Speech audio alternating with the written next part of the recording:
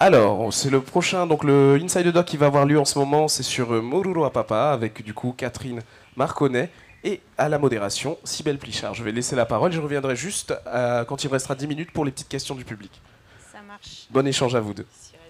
Bonjour à tous, donc Catherine Marconnet est notre invitée. Vous êtes productrice chez Archipel Productions, Oui, en Nouvelle-Calédonie donc. en Nouvelle-Calédonie et à Tahiti. Et à Tahiti. Hein. Vous avez donc produit Mojolo à Papa. Alors le réalisateur du film... Alors juste, je suis chez Archipel Productions et chez Filmin Tahiti. Et D'accord. Mololu à Papa, c'est chez Filmin Tahiti. D'accord, c'est bien de le préciser.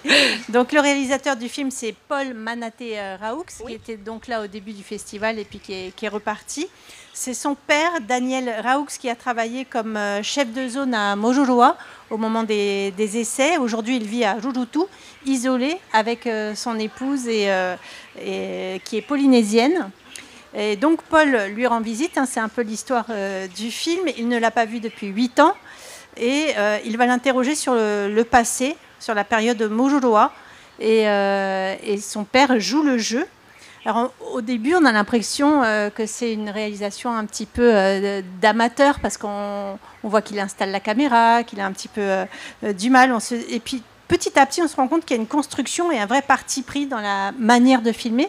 C'est ce qui vous a convaincu en tant que productrice. Comment ça s'est passé ?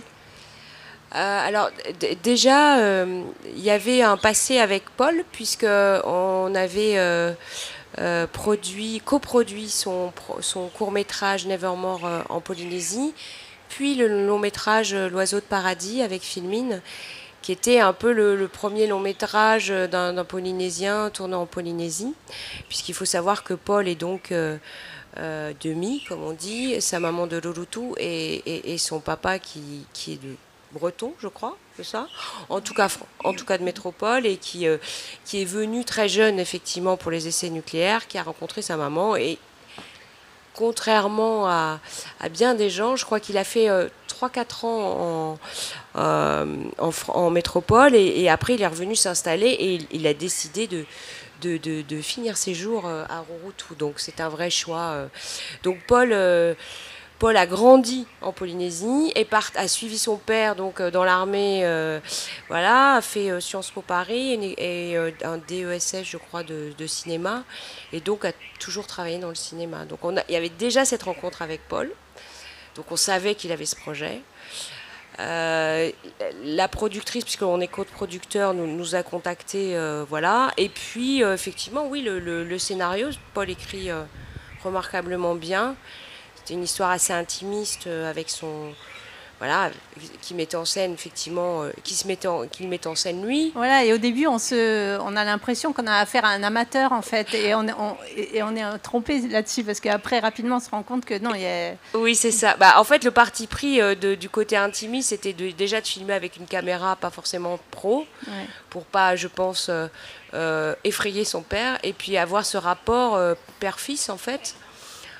Donc, comme un peu quelqu'un qui filmerait avec son iPhone aujourd'hui les souvenirs familiaux.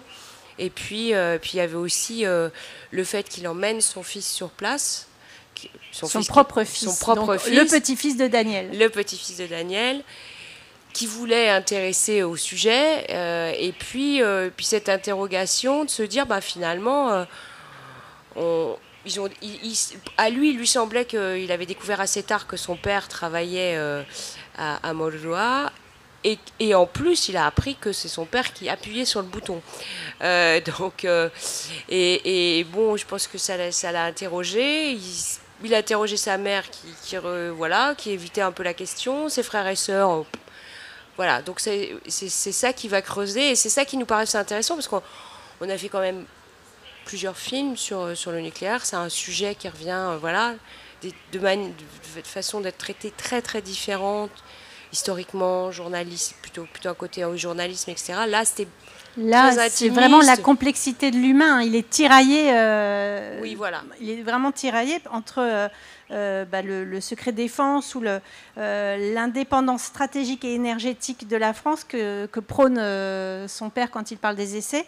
Et en même temps, et lui, il appelle ça le colonialisme atomique, c'est-à-dire dans son adolescence, il en voulait à son père. Et là, il était prêt à dialoguer. C'était le moment de dialoguer avec son père. Alors oui, je pense que c'était le moment de dialoguer avec son père. Je pense que lui avait fait, du coup, était déjà revenu pas mal tourner, hein, aussi en Polynésie. Et puis son père est décédé depuis. Je pense qu'il sentait. Il a pu voir le film ? Non. Non. Sa maman l'a vu. Ses frères et sœurs l'ont vu, mais pas son père. Donc, je pense qu'il sentait que son papa allait partir et qu'il fallait qu'il l'apaise. Même si je pense qu'ils n'étaient pas vraiment en conflit, mais en tout cas, il y avait ce sujet dont ils n'avaient jamais vraiment parlé et ça tenait au cœur de Paul d'en parler. Ouais. Et il y a un autre malaise également, c'est justement par rapport à sa famille, sa maman, qui est un peu dans le déni. Oui. Ça aussi, on sent, il parle de distanciation complice. Ses frères et sœurs aussi qui, finalement, ne veulent pas savoir. Et ça aussi, c'est un deuxième malaise. On se met à sa place, il est tiraillé là encore. C'est ces sentiments-là qui sont un petit peu nouveaux peut-être dans un film documentaire Absolument. sur le nucléaire. Pour le coup, quand on parle de documentaire, on en parlait l'autre jour à la fameuse émission pour les 20 ans du FIFO. Qu'est-ce qu'un documentaire ? C'est filmer le réel et c'est aussi une vision d'auteur. Là, pour le coup, Moruru à Papa, c'est non seulement une vision d'auteur, mais c'est une vision d'auteur qui le touche directement. C'est-à-dire qu'on peut avoir une vision d'auteur sur un sujet comme le nucléaire, mais qui vous touche pas directement. Là, pour le coup, Paul était au fait de ce qui s'était passé. En plus, il a fait Sciences Po, donc je pense que voilà, il connaissait bien le sujet. Et en même temps, polynésien, hein, quand même. Et du coup, de se dire, et puis ça touche à l'identité aussi. Ouais. À l'identité, au sujet climatique, à tout un tas de sujets. Donc, oui, il y a en fait, je pense que la question dans le film avec ses frères et sœurs et sa maman, c'est d'essayer de les faire parler, de voir leur refus ou effectivement le fait qu'ils soient tenus à distance de cela. Et en même temps, pour en avoir discuté avec Paul, il y a eu des visionnages ensuite avec la famille où ils ont été tous très émus. Une prise de conscience peut-être ? Oui, certainement, ouais. Et puis des archives qui en sont ressorties aussi. Alors, on ne voit pas d'explosion atomique dans le documentaire. Donc, c'est vraiment un parti pris. En revanche, on découvre des archives personnelles du papa, de Daniel. Oui. Et ça, c'était, j'imagine, une découverte, un peu un trésor. Oui, j'avoue. Alors, moi c'est une des parties du film qui me touche beaucoup parce que tout d'un coup... cette distance qui est mise en avant au début du film, en fait, on s'y attend pas. Voilà, ils sont finalement, là. Et c'est aussi une vision d'auteur, je trouve, parce que finalement, on comprend qu'avec la vie qu'ils ont eue à ce moment-là, il n'est pas vu que la bombe et les effets que ça pouvait faire, comme je pense beaucoup on voit de gens. Plus de bringues que oui, que de tirs nucléaires. Ce qui est souvent le cas... et ça, c'est je trouve un sujet assez commun à ce qu'on a pu faire et travailler avec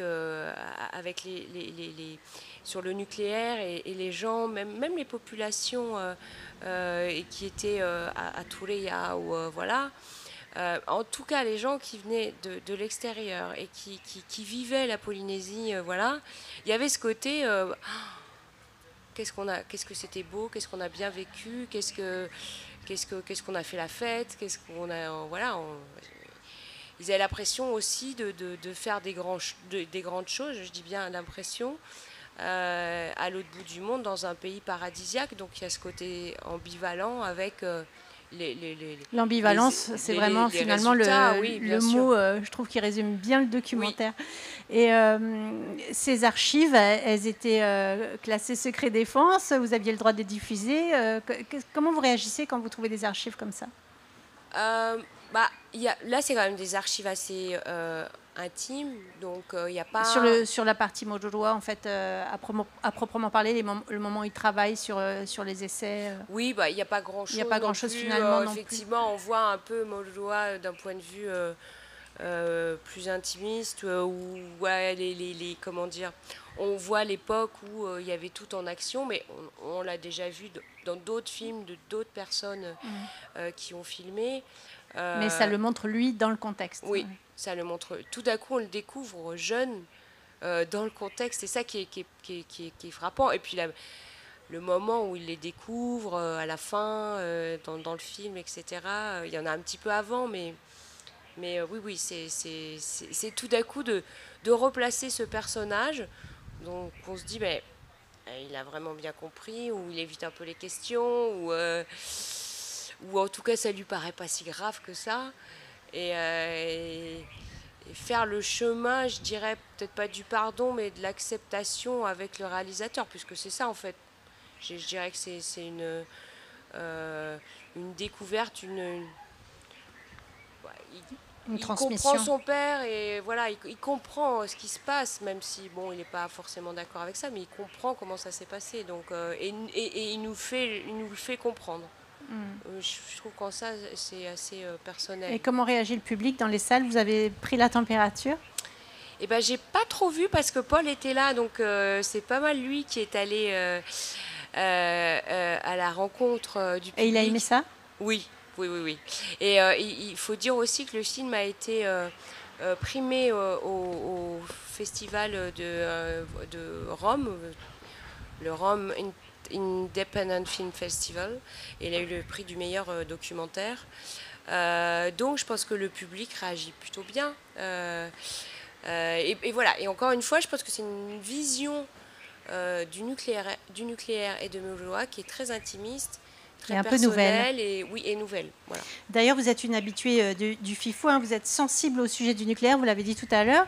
Vous avez produit Aux Enfants de la Bombe également, qui a eu remporté un prix en 2013. Et puis samedi, je crois que vous avez aussi participé au film qui va être présenté en avant-première, Les Oubliés de l'Atome. Oui, absolument. Voilà, donc c'est vraiment récurrent. Pourquoi faites-vous ce choix en fait, Oui, il s'impose à vous peut-être. Alors, peut-être un peu des deux, mais je pense que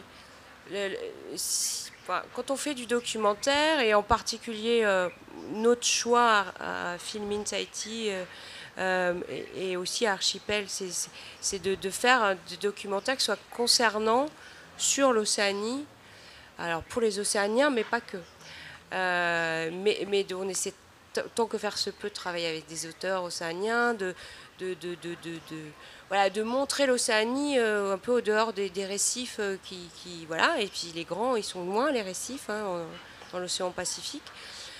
Et donc c'est compliqué de parler de la Polynésie contemporaine sans le sujet du nucléaire, il me semble, qui a marqué à plein de niveaux. Alors il y a, on le sait, la bombe, etc., mais ça a impacté toutes nos générations en fait.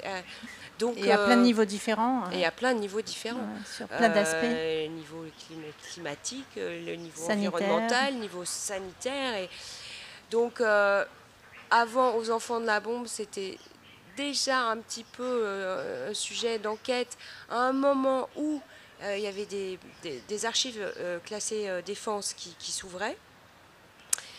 Et qui traitait un petit peu on commençait à parler de ça, de la génétique, enfin de l'impact génétique possiblement sur les enfants dont les parents, les grands-parents avaient pu travailler de près ou de loin à Moruroa, voilà, en tout cas avaient travaillé pour le CEP.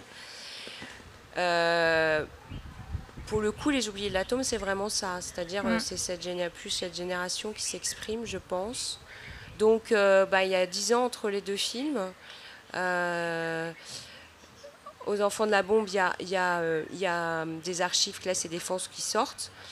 Les Oubliés de l'Atome, j'en dis pas trop plus parce que Suliane et Denis le présenteront très bien samedi. Une avant-première, on l'attend impatiemment. Mais il y a des archives que, pour avoir vu des dizaines de films sur le nucléaire, je n'ai jamais vu.